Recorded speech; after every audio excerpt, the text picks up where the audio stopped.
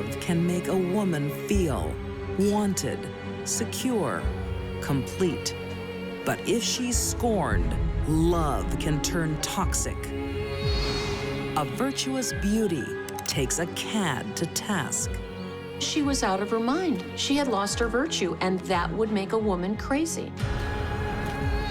A teacher's aide gives lessons in murder. Still there? It's all there. It was like a kettle on the boil. It was going to explode. And a love triangle ends in brutality. Go away. You have a woman killer, you have a woman mastermind, you have a woman who wanted this done. These deadly women can't accept being jilted. Their hurt and anger festers until they commit eternal revenge. When a woman's virtue is everything, She had been violated. She'd been seduced. losing it can be a disgrace She was severely damaged. She didn't want to live anymore. and a reason for revenge. You destroyed me and my future. Now it's your turn to be destroyed.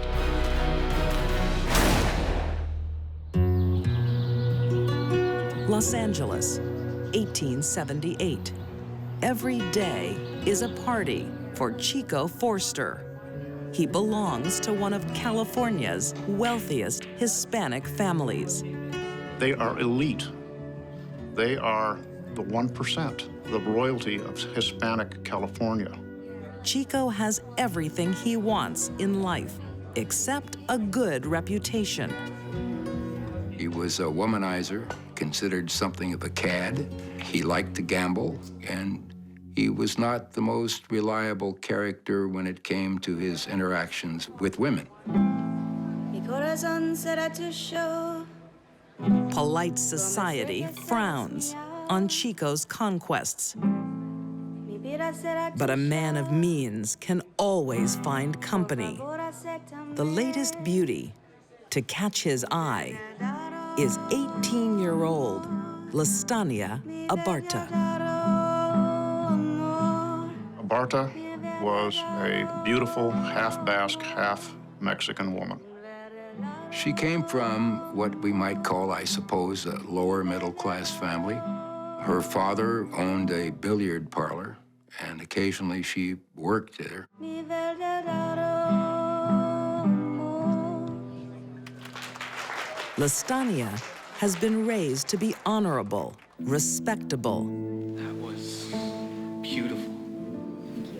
Lastenia was not an educated woman, and she didn't come from money. All she had was her virtue. Could you pose for a photograph with me? My mother would never allow that. Sorry. If she lost it, society would probably find out, and she'd be shunned. No one would want her.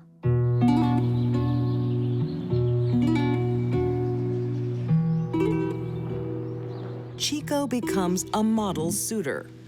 You have a beautiful home. Thank you. Brought you a gift. But his timing is off. Forster ignored the fact that Lastenia was engaged. Mother, may I introduce Mr. Forster? And his ill repute makes him an unsuitable candidate in the eyes of Lastenia's mother. You, senor, are wasting your time. Mother. Lastenia is already engaged to a lawyer. Lastenia's mother didn't like Forster, basically because he had a reputation as a playboy and something of a rounder. Now, I would like you both to leave my home and do not come back. Comprende? Chico was a very selfish man. He wanted everything. He wanted every woman. He didn't care about what was in it for them or what they were risking. Chico secretly courts Lastenia under the watchful eye of her sister, Hortensia. We will live in a beautiful house and have beautiful babies. Chico, you know I can't. I'm promised to my mother. Don't marry that black Indian. He knew that she was engaged to a highly regarded member of the community, but Forster called him a monkey. And Forster told her once that, why do you want to marry that dirty Indian? Lastenia falls for his charms, but won't be his mistress. But Chico makes an offer too good to refuse. Chico told Lastenia on Friday evening that she should leave her house and go with him.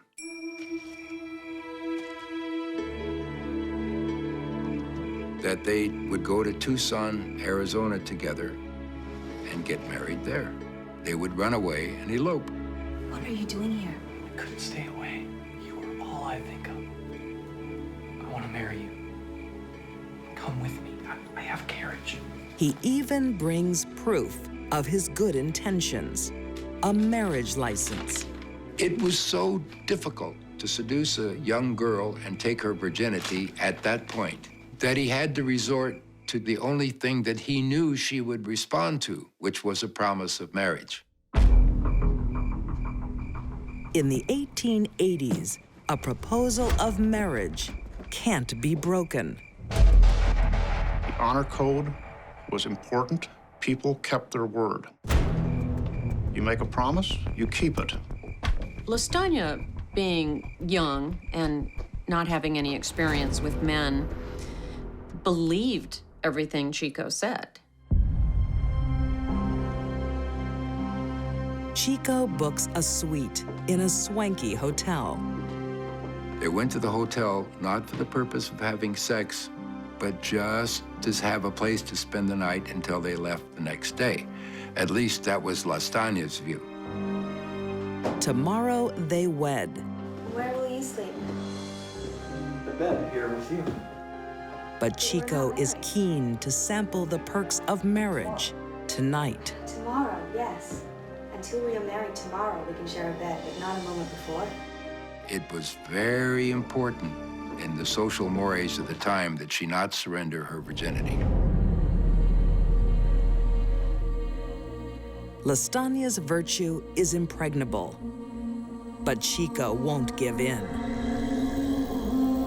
He keeps her locked in the hotel room for 2 nights. He wants his way.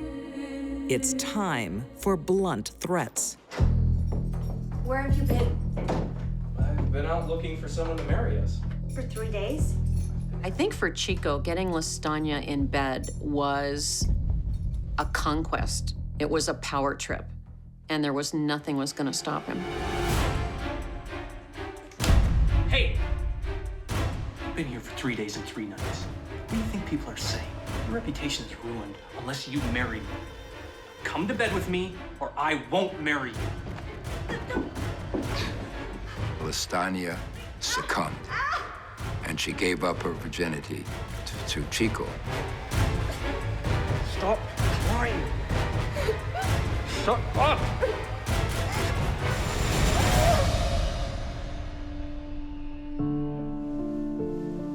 Chico's mission is complete. Now Lastenia is just another conquest, one more notch on his bedpost. The morning after Chico had had sex with Lastenia, she was utterly and completely mortified to find that he had gone. He promised to marry her that morning, but he wasn't anywhere around. She had nowhere to turn, and she became desperate. And a desperate woman has the capacity to do dangerous things. In Los Angeles, 1881, there is shock in the Abarta household. Youngest daughter, 18-year-old Lastenia, has eloped with California's most notorious cad, Chico Forster, on the promise of marriage. She said she's coming back, Mama. She is not setting foot in this house again.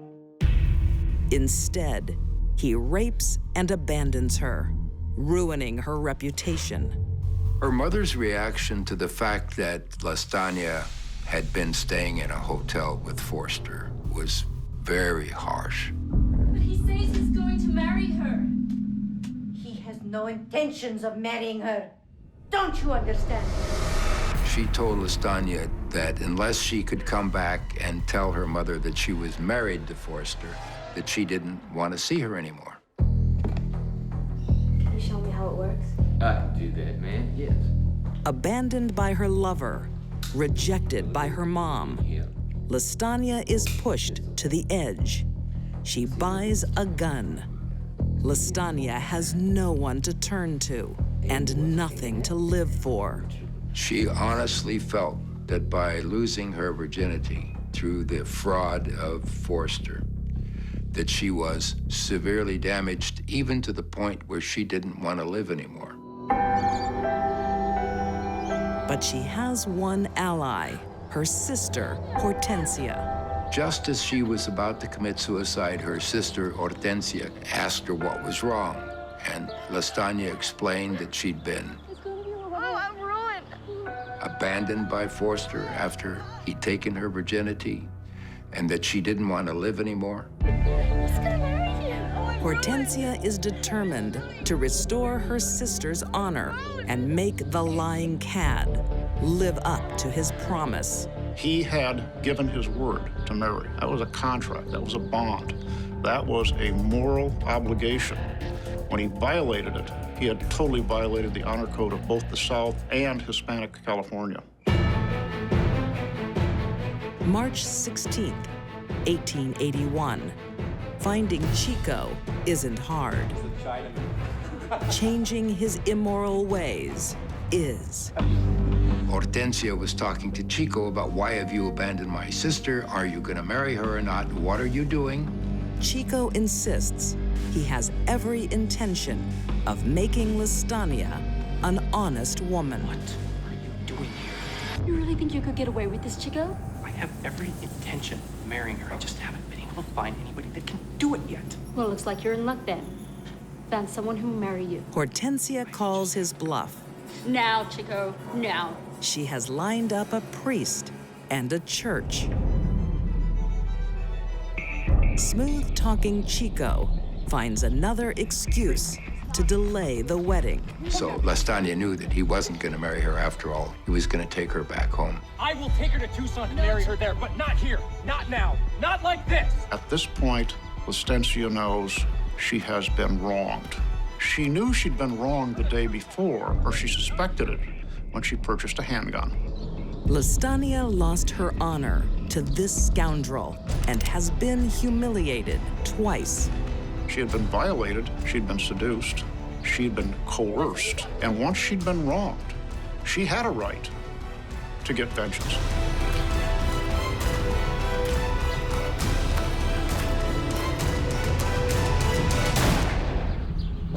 She draws down and shoots him through the right eyeball at 10 feet. Not a bad shot for a person who allegedly had never used a handgun. Forster got exactly what he deserved. He had taken this girl's virginity, one of the most important things that she had, by means of fraudulent inducements. He tricked her into it. He told her a lie when he never intended to marry her. Lastenia has just one regret. She only fired once. What are you doing? Hey! Lastenia was amazingly calm and collected after she had shot Forster. She had what some witnesses called an icy demeanor. I think Lastenia developed a sense of inner peace about the murder because she believed she did the right thing for her. You hurt me, you destroyed me and my future. Now it's your turn to be destroyed. But revenge has consequences. Lastenia is charged with homicide. She claims she doesn't remember what happened. She can't remember anything. She can remember hearing a shot, but remembers nothing else. And of course, as the trial develops, we find out why that's true. It was believed that women who lost their virtue could become so psychologically affected that they may not be responsible for their actions. They might even go insane. An all-male jury takes pity. In April 1881, Lastenia Abarta is found not guilty by reason of insanity. When that verdict was given, Lastenia stood up, raised her arms over her head as if to thank the heavens. And everyone present applauded. It was a very popular verdict. Lastenia was not crazy. There's no signs of mental illness. If this happened today, she probably would be convicted of murder and possibly given life without parole. Lastenia got away with murder. Make no mistake about it. With her name restored, Lastenia finds a new, honorable man and lives happily ever after.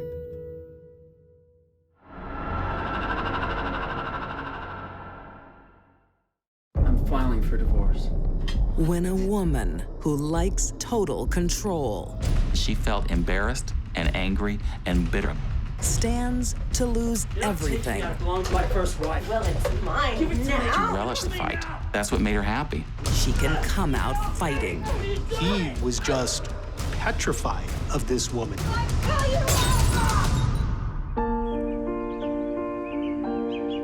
1979, Jefferson, Wisconsin.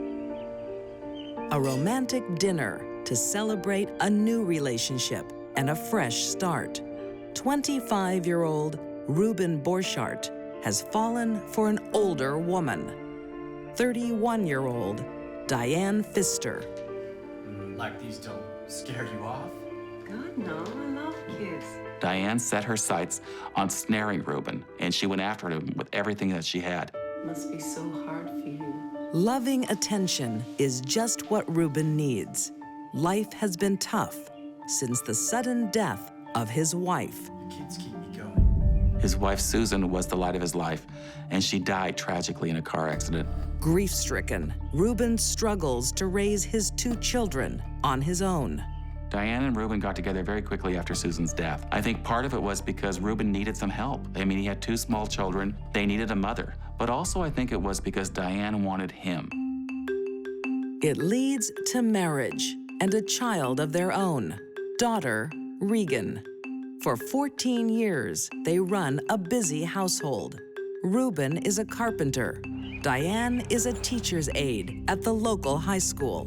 The teachers liked her because she was always willing to help and this and that. Oh, you printed the shirts, miss? I certainly did, Doug.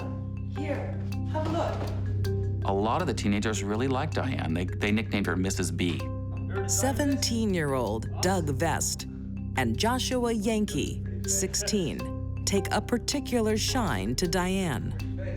The kids described her as that person that they would go to share their troubles and their emotions and their feelings, and that she would be open to that.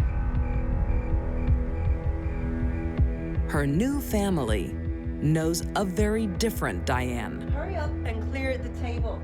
I've been asking A cold woman who airbrushes out the children's late mother. What a lot of people didn't see was what I call her dark side. Can you do that a bit faster? Diane was controlling the environment. There were no pictures of Susan in the house. What happened to the photo of Mother that used to be here? I got rid of it. There was no discussion about Susan in the house. Why? Because she's no longer a part of your lives anymore. The reality that Diane wanted those kids to have was that they didn't have another mother. It was just Diane. Dad, she's taking the photo away. It wasn't enough that she be the stepmom. She had to obliterate the memory of their first mother. She's trying to make us forget. Diane is not only jealous of a dead woman, she also resents raising Susan's children, Chuck and Brooke.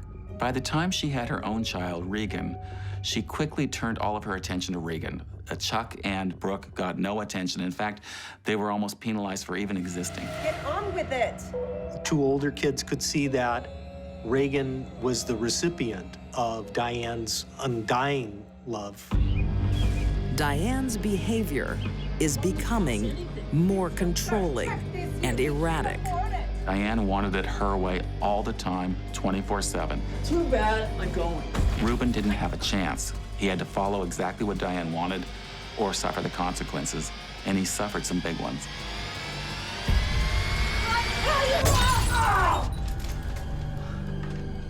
Bitch! Oh, come on, squeeze hard. I'll show the cops the bruises. She would call the police and say, Reuben is assaulting me. And in actuality, she was the one that was assaulting Reuben. Far from the tender woman he thought he'd married, Diane is now a woman to fear. He was afraid that in the process of beating him up, she would somehow turn that against him and he would have to spend time in jail for beating her up when that wasn't the truth. Reuben knew he was in trouble with Diane. He knew she was violent. He knew he was in danger.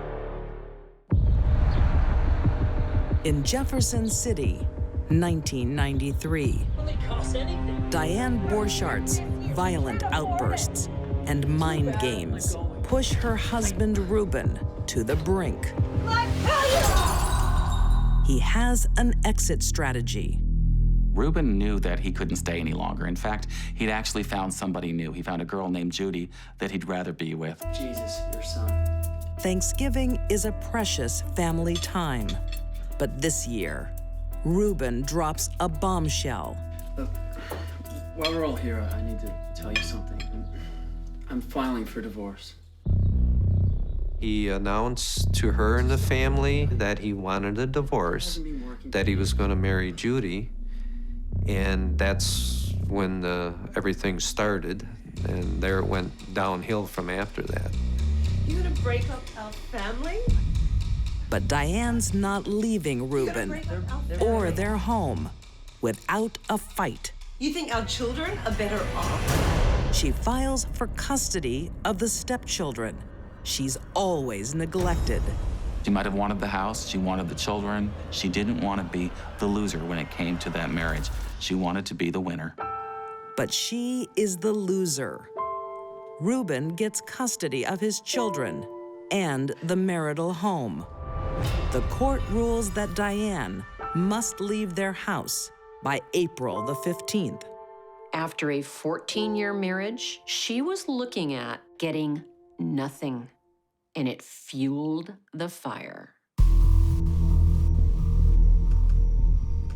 Reuben becomes terrified of what his wife could do next. I think Reuben was scared to death of Diane. He would line the steps with mayonnaise jars, empty jars, as a sort of alarm system in case Diane might come down and harm him. She had said that she was going to cut his penis off with a knife. And he was afraid of that. Calm down. So all of these things made him terrified.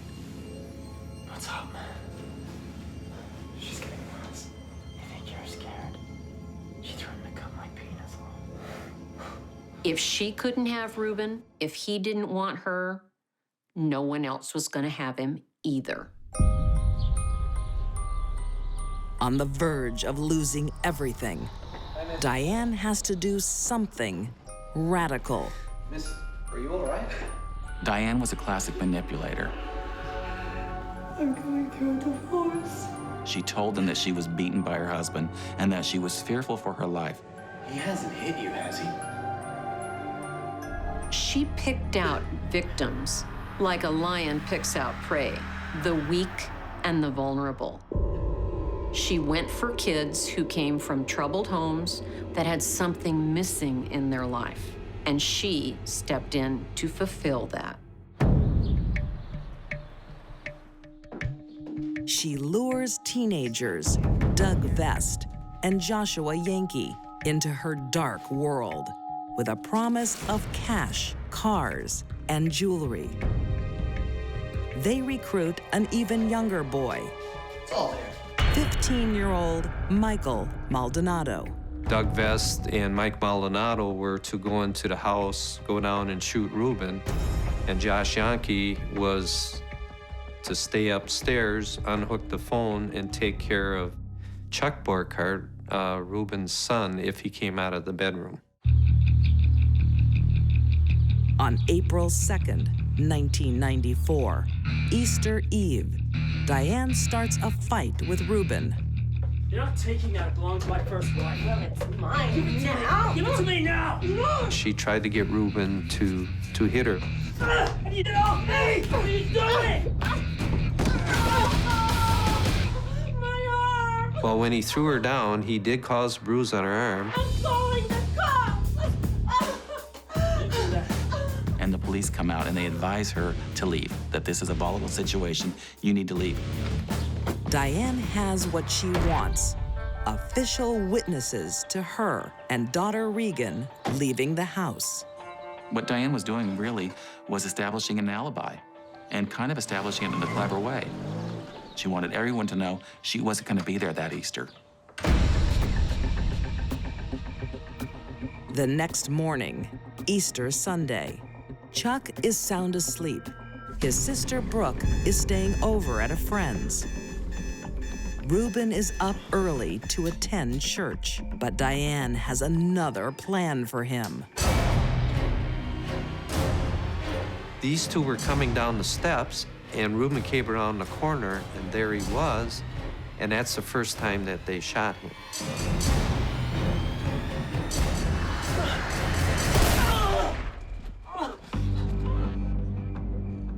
Chuck crept to the stairs and looked down and around, and here he saw his father laying across a chair with blood all over him. He is in very bad shape, but he is able to say something to his son. And he says to Chuck, I can't believe she did this to me. Who did this to you? The teen killers flee. Ruben is rushed to the hospital, but dies later that day. The timing of Ruben's murder, less than 2 weeks before Diane must move out of the home, makes her the #1 suspect. I think people closest to Diane and Ruben within the family did suspect Diane right away. They had no doubt. But we also knew that she could not have physically pulled a trigger because she was 3 hours away. Diane thinks she's committed the perfect murder. But when Ruben's life insurance payout is frozen, she can't pay the boys, and they start talking. Diane's big mistake was over-promising the boys and under-delivering, and they turned on her. Doug Vest confesses to police. He and Michael Maldonado are convicted of first-degree murder and receive life. Joshua Yankee pleads guilty to second-degree intentional homicide and gets 18 years in prison. I think the most shocking part of this crime are all the wasted lives, all the young people's lives that were touched by Diane's evil. On August 1st, 1995, Diane Borchardt is sentenced to life for first-degree murder. She must serve 40 years before she's eligible for parole. Teenagers don't know the first thing about murder or how to get away with it. Neither did Diane, and that is why she is in prison. Diane is a very selfish woman who only cared for what she wanted in life. A lot of people's lives were hurt or destroyed because of what Diane wanted for herself. A cheating lover can break a heart. No way. All the way around, love triangles can be very, very dangerous. But a vengeful lover She was the mastermind. She was the brains behind this horrific murder. can steal a life. They dragged her into the bedroom. She died a really awful death.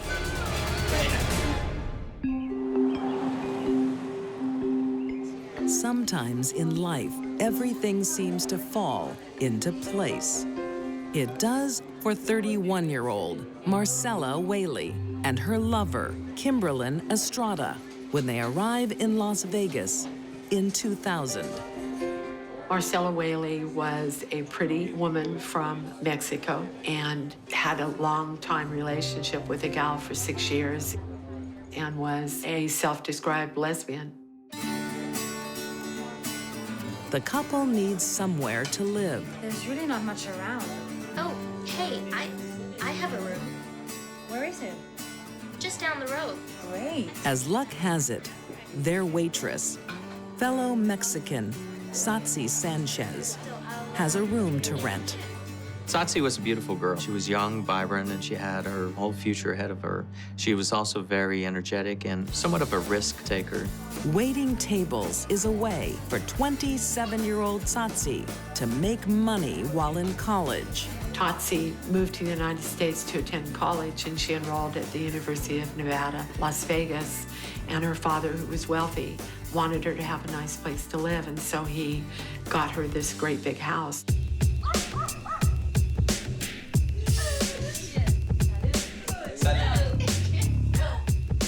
Marcela doesn't only move in to Tatsi's home with her lover. Can you go down and get us some more tequila?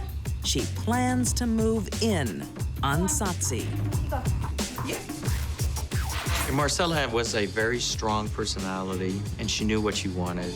And what she did is she would target women that she wanted to flip or turn into lesbians, into her lovers.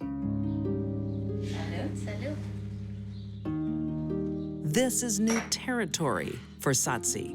Until this point, she's strictly heterosexual.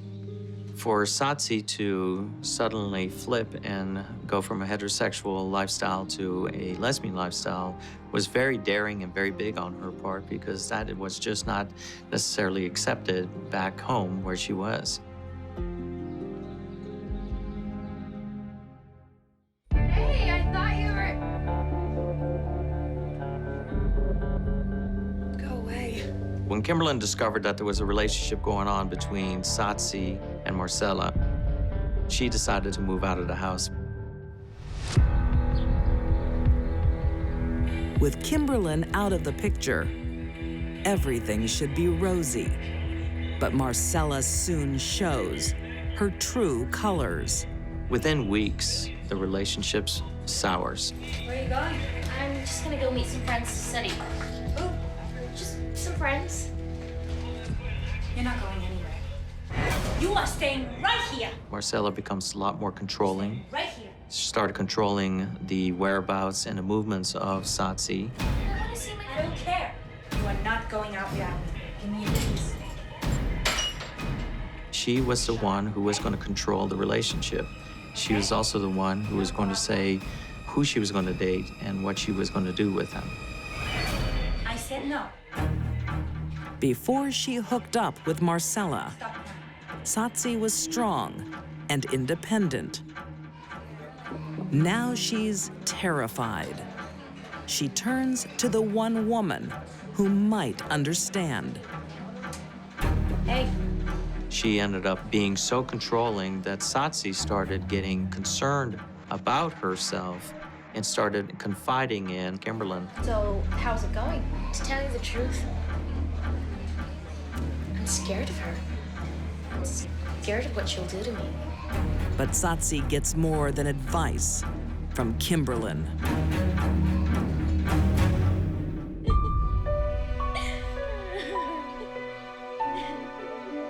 They seemed to really enjoy themselves, that she was very happy and that she was very content in this relationship. I really, really like you.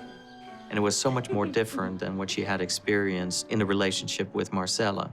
You're okay. Marcela has been duped at her own game. She's lost control over not one, but two lovers. I think Marcela was the kind of person who felt entitled. She felt entitled to Kimberlyn. She felt entitled to moving on over to another girl, but she didn't want anybody else to do that. Marcela could not tolerate a lover leaving her. It cut her to the core. It caused her a lot of pain. The only way for Marcela to stop the pain was to kill the object that she believed was causing the pain.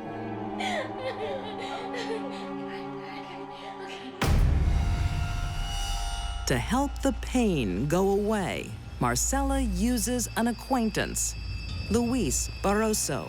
This is the house. And afterwards, you can have me. Luis Barroso was her easy target. Luis Barroso was not necessarily God's gift to women. And here you suddenly have a very attractive female in Marcela coming to Luis Barroso and asking him, can you do this for me? And by the way, I've never slept with a man, but I want to sleep with you. I could see how that could have been intoxicating to an idiot. January 14th, 2001. The housemates gather for a party. Marcela wants to win back her first love, but Kimberlyn isn't buying. Her reaction to Kimberlyn getting involved with Tatsi was just over the top. But Tatsi is no longer afraid of Marcela. I'm with Tatsi now. Bullies are no longer welcome. How dare you do this, Marcela? I think it infuriated Marcela, the fact that Kimberlyn was not coming into bed with her. You're moving out. You get caught up in a love triangle and you've got somebody who's off balance. It's a recipe for disaster, and in this case, it was a recipe for murder. Las Vegas, 2001. 3 girls are caught in a love triangle. 31-year-old Marcela Whaley is on the outs, but she has a plan for revenge. When some people murder, they don't want to get their hands dirty, so they'll get someone else to do it for them. Early next morning, Kimberlyn Estrada leaves for work. Her lover, Tatsi Sanchez, has no idea what's in store. The scorned lover has seduced Luis Barroso and a pal, Obaid Marroquin, into murder. They pounded on top of her. They began beating her about the face. They grabbed an electrical cord from one of the electrical appliances that she had inside her bedroom, cut the cord, and used that to hogtie her. They started ripping off her clothes. While her thugs brutalize her rival, Marcela makes sure she is seen out and about. At this point, Luis Barroso and/or Obaid Marroquin decided that they were going to assault her sexually. The attack was prolonged, and it was particularly vicious. She was helpless. She was completely at their mercy.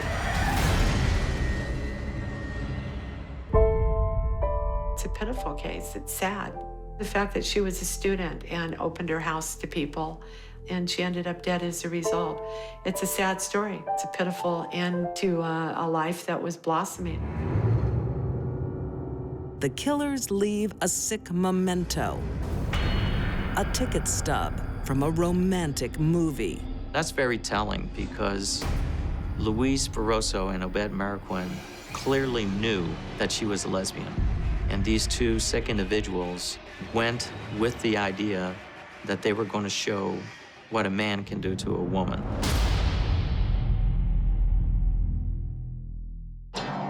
The amateur hitmen make a fatal mistake. They steal Tatsi's possessions and brag to co-workers how they got them. The police quickly executed a search warrant on Luis Barroso's home, and at that point they discovered some of the items. The 2 men turn on Marcela, and police issue a warrant for her arrest. But she's already fled the country to Mexico. Being the woman killer that she was, she knew darn well that she had a very limited time to get out of Las Vegas before the truth came out. But Marcela's not in hiding. She's in the public eye every night as a reporter on TV news. She, like so many other people who commit murders, they think they got away with it. But they think they're smarter than everybody else. Most people that murder someone that they know don't go get a job on television where tens of thousands, if not millions of people will see them. Not Marcela. She didn't care who saw her. She wanted the world to see her. Despite her high profile, Las Vegas prosecutors are powerless to arrest her.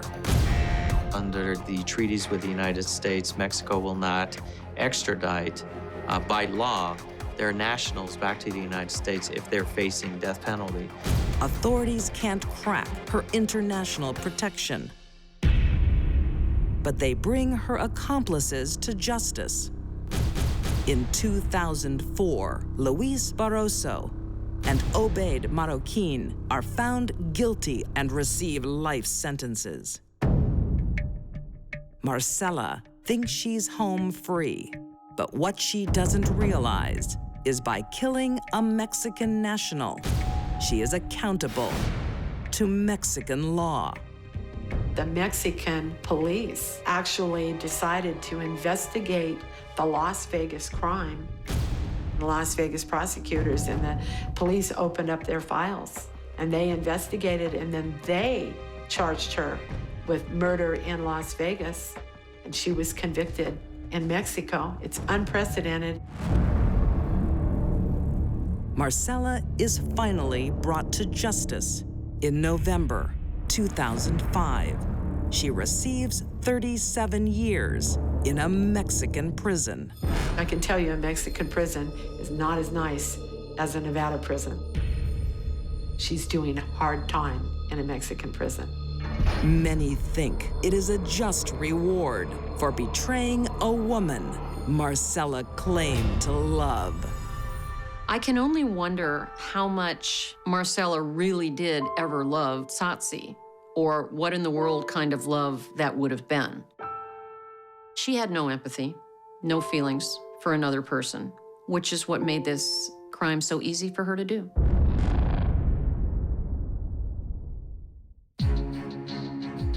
These three women had very different motives for murder. Lastenia Abarta shot a cad to save her honor. Diane Borchart's greed left children without a father. And Marcela Whaley's insane jealousy saw her lover murdered. These deadly women wanted eternal revenge.